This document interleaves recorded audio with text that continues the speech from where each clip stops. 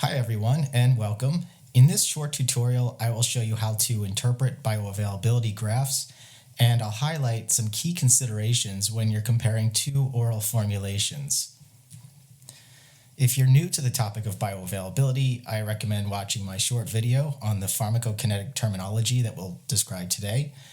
And if you're interested in a more in-depth presentation on pharmacokinetics, check out my visual introduction to pharmacokinetics. This is a 40-minute lecture where we explore absorption, distribution, metabolism, and elimination, or ADME, as well as general principles around the oral bioavailability of drugs and dietary supplements. If you're a physician or other healthcare professional, you will occasionally receive news or notifications of an enhanced bioavailability supplement or medication, and you'll have to decide whether to switch a patient's medicine or supplement to the new formulation based on the information that you receive. You won't always have the time to evaluate the primary pharmacokinetic data, but you'll need to make an educated decision nonetheless, based on what you might see in a brochure or a promotional email, for instance. So first, let's just be clear about things to avoid. Pharmacokinetic data will never look like this. If it does, just ignore it. There are a lot of different factors that go into assessing and expressing how much of a drug or supplement gets into the body. So if you're just looking at one time point and one measurement, it really doesn't tell us anything. So even if you have peak plasma concentration being higher for a so-called enhanced preparation, it doesn't mean that it's more bioavailable. It's also worth noting that you always want to see statistical significance being mentioned, and p-values obviously need to appear somewhere in the graph or in the caption, as well as error bars. You want to know what the variability was in the data to make your own assessment as far as the quality of that data. For the sake of clarity, we will not include that information in the graphs that I'm going to show you today. In order to understand how much of a drug or supplement is reaching the blood, you'll need to feel comfortable interpreting this type of graph. Cmax is the maximal plasma concentration. As I mentioned before, it's just one parameter. It doesn't really tell us a lot, but it does tell us what the highest plasma concentration was. Tmax is the time it takes to reach peak plasma concentration, which can be important if you're looking at fast-acting versus slow-acting medicine or supplement. The most critical variable here is area under the curve, or AUC, which reflects the overall exposure over the given time period indicated on the x-axis. So let's say this is a 12-hour time period. The AUC will note 0 to 12 hours in brackets next to it. But for simplicity, we're not going to include that notation here. One of the study questions from the pharmacokinetics webinar is shown here. Which is more bioavailable, formula A or formula B? Initially, A looks better. It's obviously absorbed faster, but considering the overall time course of 12 hours indicated on the x-axis, B is looking pretty good on the later time points. What you want to do is eyeball the area under the curve for both.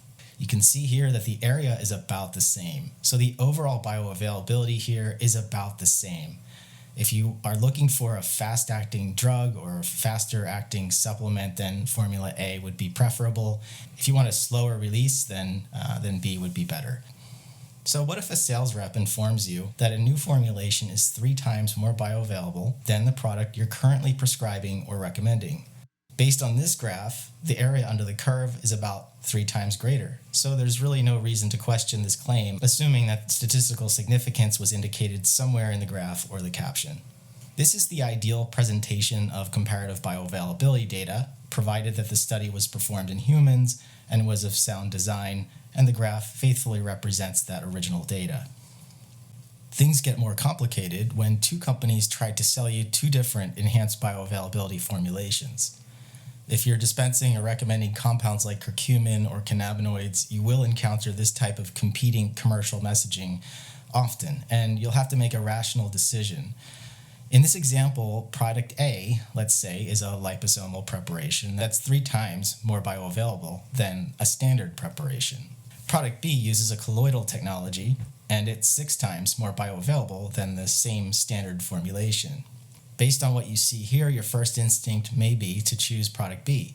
But let's first acknowledge that these were 2 completely separate studies with a couple of conspicuous discrepancies. First, the standard formulation, despite being identical in chemical composition and being equally dosed in both studies, was about half as bioavailable in the study on product B than the study on product A, if you're just eyeballing that area under the curve.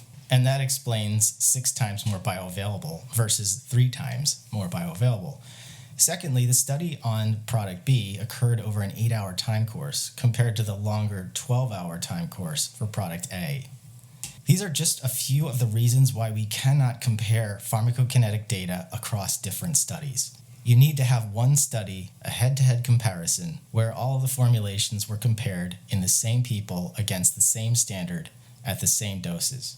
Only then can you make a comparison as to which product from which company is appropriate. So in this case, the colloidal preparation is superior to the liposome, and both are superior to the standard, and that's assuming statistical significance and a well-designed human pharmacokinetic study. Key points to remember: area under the curve is the most important bioavailability parameter because it considers overall exposure. Secondly, look for head-to-head comparative pharmacokinetic studies to decide on a formulation, and never compare across studies. Finally, higher bioavailability doesn't always mean better efficacy, so avoid jumping to that conclusion. Bioavailability is just one of many factors that determine clinical efficacy. To learn about the other factors that determine clinical efficacy, check out the Pharmacology of Natural Products webinar. You might also be interested in learning when good absorption doesn't matter. It's a short article that I wrote in the bioavailability section of the website. If you want to test your knowledge, I've included some study questions below. I hope this has been helpful, and thanks for listening.